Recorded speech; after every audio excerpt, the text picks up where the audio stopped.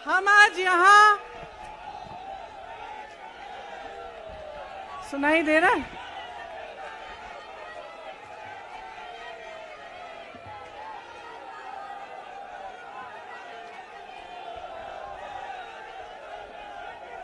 सुनिए,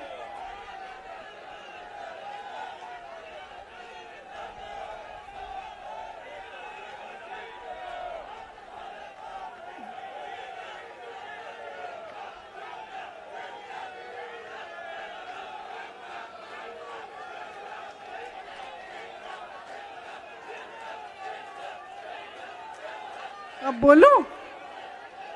इजाजत है? मेरे यूपी के भाइयों, बोलने दो। देखिए, यहाँ पे बैठे हुए मेरे मन में एक पुरानी बात आई। 32 साल पुरानी बात है। मई 1991 की बात है। मेरे पिता की शव यात्रा तीन मूर्ति भवन से निकल रही थी। अपनी मां के साथ और अपने भाई के साथ हम एक गाड़ी में बैठे थे। सामने भारतीय सेना की एक ट्रक थी, फूलों से लदी हुई थी। उसके ऊपर मेरे पिताजी का शव था। थोड़ी देर काफिला चला, 5-10 मिनट चला। फिर राहुल कहने लगे मैं उतरना चाहता हूं। तो मां ने मना किया। उस समय सुरक्षा का भी बहुत वो था। तो मां ने कहा नहीं, तुम उतर नहीं सकते। राहुल ने जिद की, नहीं मैं उतरूंगा। मैंने मां से कहा मां उतरने दो। राहुल गाड़ी से उतरा। उस सेना की ट्रक के पीछे खड़ा होके चलने लगा और तीन मूर्ति से लेके कड़ी धूप में अपने पिता के जनाजे के पीछे पीछे पैदल चलते चलते चलते चलते यहां पहुंचा। इस जगह से कुछ 400-500 गज दूर यहां पर मेरे शहीद पिता के अंतिम संस्कार मेरे भाई ने किए।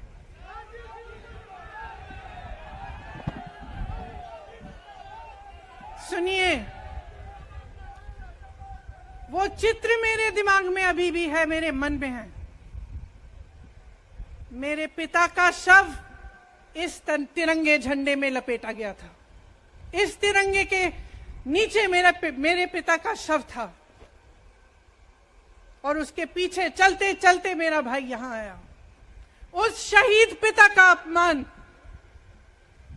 भरी संसद में किया जाता है। उस शहीद के बेटे को आप देशद्रोही कहते हैं, आप मीर जाफर कहते हैं, उसकी आप मां का अपमान करते हैं। आपके मंत्री मेरी मां का अपमान भरी संसद में करते हैं। आपके एक मुख्यमंत्री कहते हैं कि राहुल गांधी को पता भी नहीं है कि उनका पिता कौन है।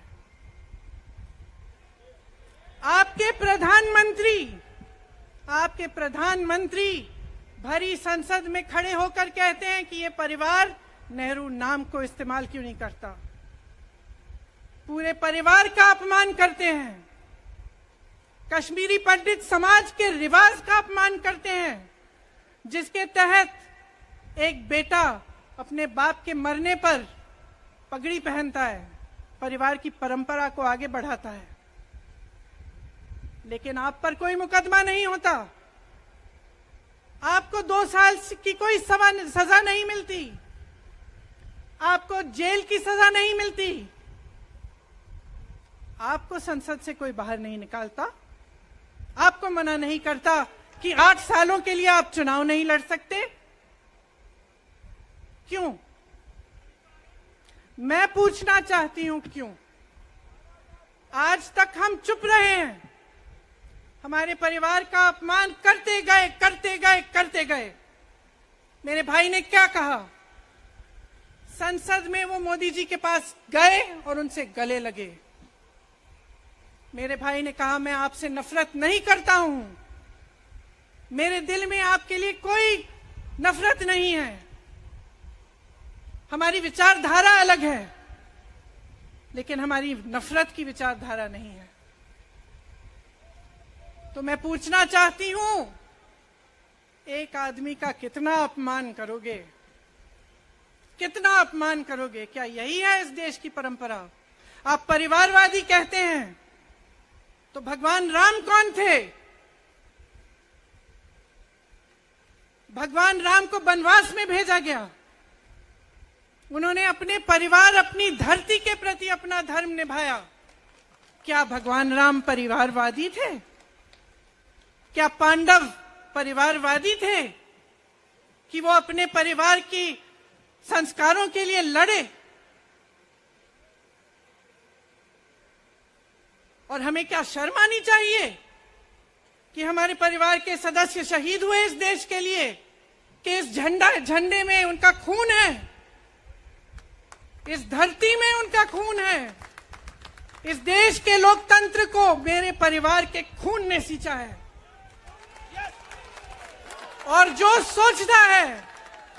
सोचता है कि हमें अपमानित करके हमें डराएंगे, हमें धमकाएंगे, जो सोचता है कि तमाम एजेंसियों को लगाकर, हम पे छापे मारकर, हमसे कुछ भी कर ले, हमको हमें डराएंगे, वो गलत सोचते हैं। हम डरने वाले नहीं हैं। हम और मजबूती से लड़ेंगे। हम इस देश के लोकतंत्र के लिए कुछ भी करने के लिए तैयार हैं। इस देश के लोकतंत्र को, इसकी नींव कांग्रेस पार्टी के महान महापुरुषों ने डाली है। कांग्रेस पार्टी लड़ी इस देश की आजादी के लिए, और आज भी इस देश की आजादी के लिए ही लड़ रही है। कभी कभी मैं सोचती हूं, मुझे समझ में नहीं आता कि पब्लिक क्या सोच रही है। क्या देख नहीं रही है क्या हो रहा है?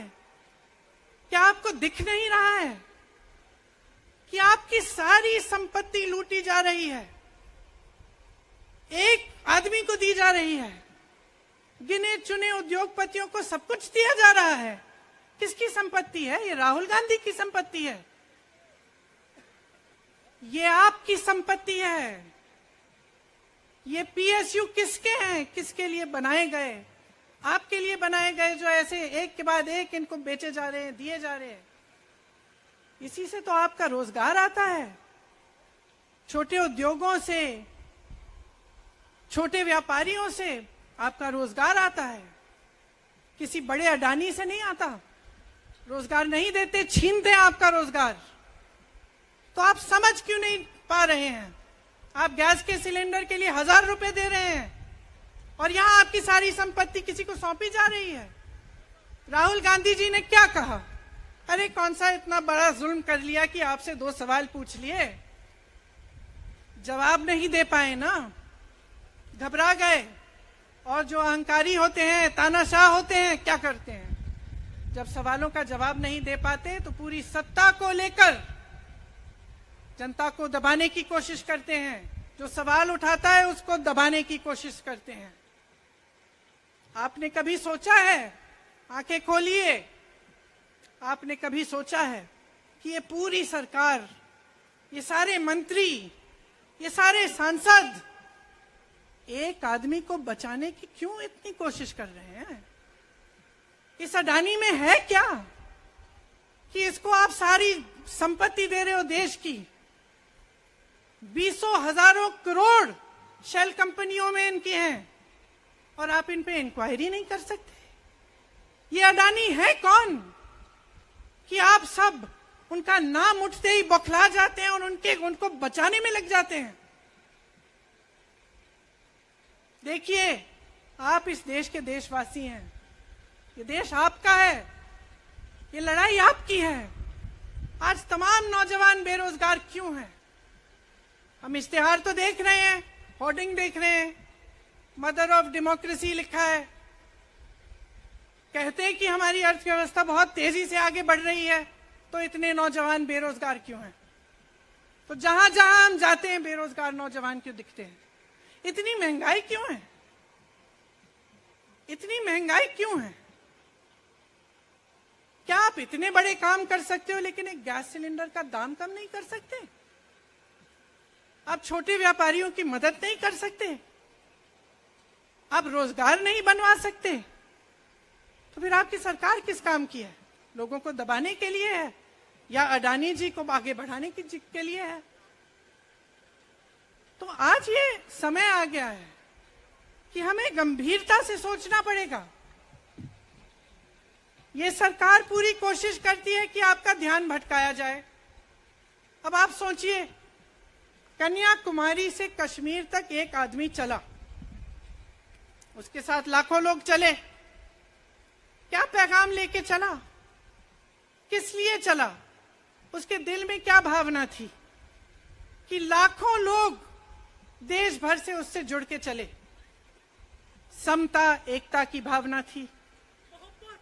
आज आपके सारी मीडिया, आपके सारे मंत्री, आपके सारे सांसद, आपके सारे कार्यकर्ता कह रहे हैं कि राहुल जी ने विदेश जाकर देश का अपमान किया, राहुल जी ने एक वर्ग का अपमान किया। क्या एक आदमी जो कन्याकुमारी से लेकर 5000 किलोमीटर कश्मीर तक चल के ये रोज रोज कहता है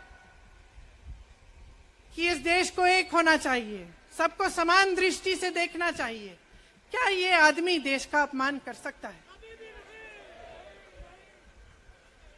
क्या ये आदमी एक वर्ग का अपमान कर सकता है? तो ये आदमी क्या कर रहा है? ये आपकी आवाज उठा रहा है। ये क्या कह रहा है? कह रहा है कि गरीबों को अपना हक दो, नौजवानों को अपना हक दो, महिलाओं को अपना हक दो। यही तो कह रहा है। और हक क्या है? हक ये है कि जो आपका है वो आपके हाथों में जाना चाहिए, किसी बड़े उद्योगपति के हाथ में नहीं, जो प्रधानमंत्री जी के मित्र हैं। ये है आपका हक। उसी हक की लड़ाई लड़ रहा है। तो आप समझिए, ये एक इंसान की बात नहीं है, ये एक राहुल गांधी की बात नहीं है, ये पूरे देश की बात है। जब हम कहते हैं लोकतंत्र को बचाना है, तो हम किस बात की को बचाने की कह रहे हैं? क्या कह रहे हैं हम? लोकतंत्र क्या होता है? खुल के जवाब मांगो, सवाल उठाओ। यही तो लोकतंत्र है कि आपको कोई आपत्ति है, कोई समस्या है, आप किसी के पास जाकर अपना हक मांग सकते हैं। आप कह सकते हैं, भाई हमारे लिए ये क्यों नहीं किया, इतनी महंगाई क्यों है, हमारे लिए रोजगार क्यों नहीं बनाए। लेकिन आज यही हक आपसे छीना जा रहा है और आपका ध्यान इधर उधर भटकाया जाता है और इतनी चीजों को फैलाया जाता है जो सच नहीं है, झूठों को फैलाया जाता है। आप सोचिए, राहुल गांधी दुनिया के सबसे बड़े जो शिक्षा के संस्थान है वहां से पढ़ के आए हैं। हार्वर्ड और कैम्ब्रिज की उनकी डिग्री है। कैम्ब्रिज से उन्होंने इकोनॉमिक्स में मास्टर्स डिग्री, एमफिल डिग्री उनको मिली। आप उसको पप्पू बनाते हैं। पूरे देश भर में आपकी सहायता के साथ, मेरे मीडिया के दोस्तों, डिग्री आपने देखी नहीं, सच्चाई आपने देखा नहीं, उनको पप्पू बना दिया। फिर पता चला कि ये पप्पू तो यात्रा में निकल आया और पता चला कि ये तो पप्पू है ही नहीं। इसके साथ तो लाखों लोग चल रहे हैं।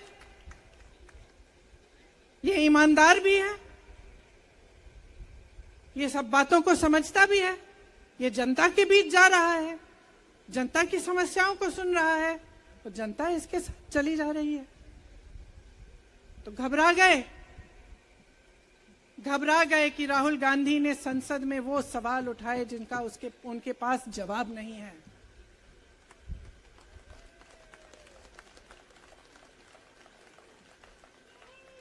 क्या किया सुन लीजिए। एक तरफ से हंसी भी आती है कि एक आदमी को रोकने के लिए इतना सारा करना पड़ा। जिस आदमी ने राहुल जी के खिलाफ सूरत में कंप्लेंट लगाई, आपको मालूम है कि पिछले साल उसने खुद कचहरी में जाके बोला इस पे आप स्टे लगा दीजिए। 1 साल के लिए अपने ही केस पे स्टे लगवाया। फिर वापस कब गए केस खुलवाने के लिए? राहुल गांधी के संसद में अडानी पे के भाषण देने के 1 हफ्ते बाद, 1 हफ्ते बाद वो आदमी वापस जाता है, कहता है केस खोल दी, सुन लीजिए अब हम तैयार हैं। 1 महीने के अंदर अंदर जज कह देते हैं कि राहुल गांधी को 2 साल की सजा मिलेगी।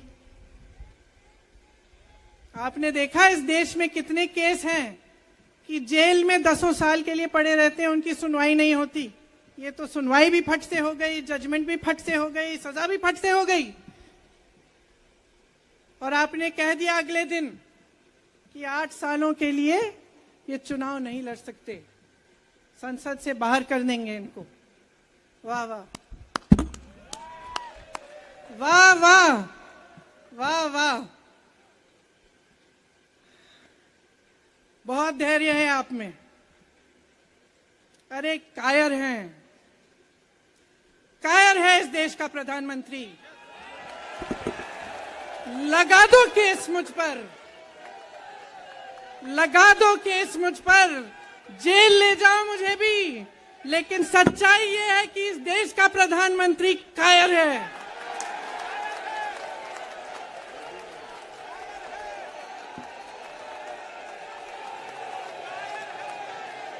अपनी सत्ता के पीछे छुपा हुआ है, अहंकारी है। और इस देश की बहुत पुरानी परंपरा है, इस देश की बहुत पुरानी परंपरा है, हिंदू धर्म की पुरानी परंपरा है कि अहंकारी राजा को जनता जवाब देती है। और इस देश की बहुत पुरानी परंपरा है कि अहंकारी राजा को ये देश पहचानता है। मेरे परिवार ने मुझे एक चीज सिखाई है कि ये देश दिल से बोलता है और दिल से सुनता है। ये देश सच्चाई को पहचानता है। और मैं जानती हूं कि आज वो दिन है जब से सारा कुछ बदलने लगेगा।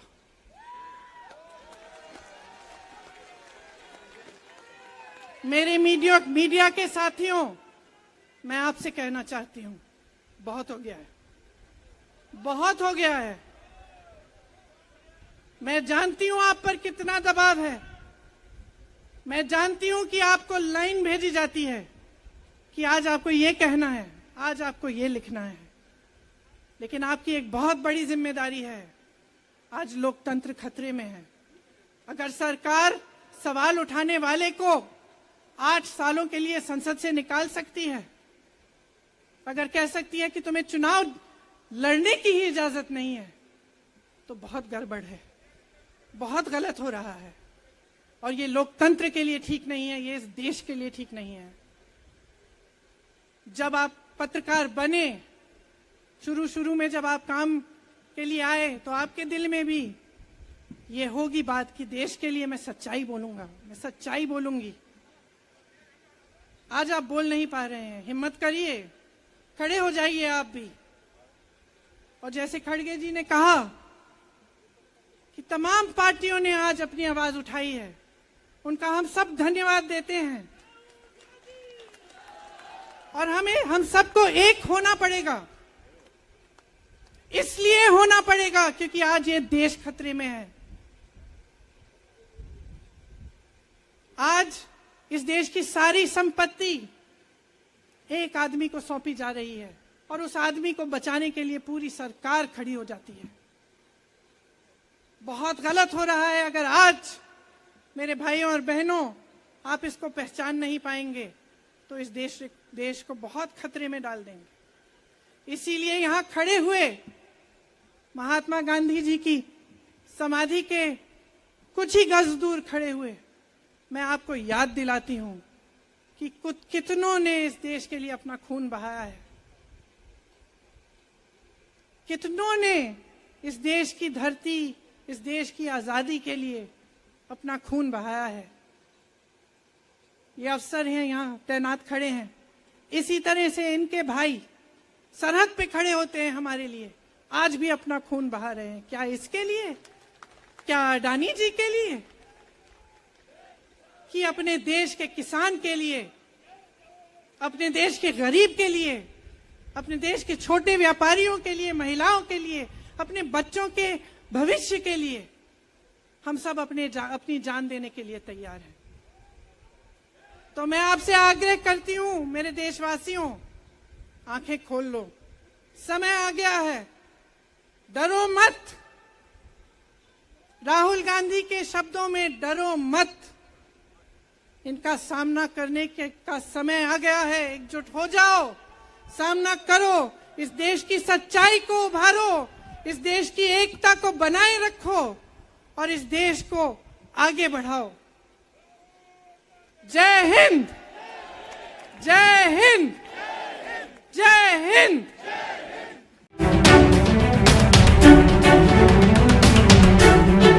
वॉइस ऑफ इंडिया, सबसे तेज, सबसे सटीक।